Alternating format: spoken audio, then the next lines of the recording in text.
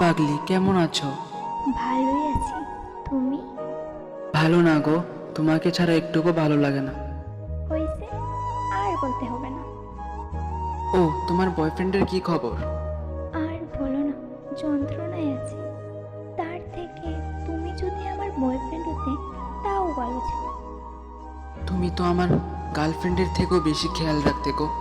তুমি বুঝলে না গো। হয়েছে, আর দরদ দেখাতে হবে না। সবই বুঝি। কি করো গো এখন তুমি? কি আর করব, তোমাকে নিয়ে চাঁদের দেশে যাবার প্ল্যান করছি। বাহ, সত্যি বলছো? চলো না, আজই যাই।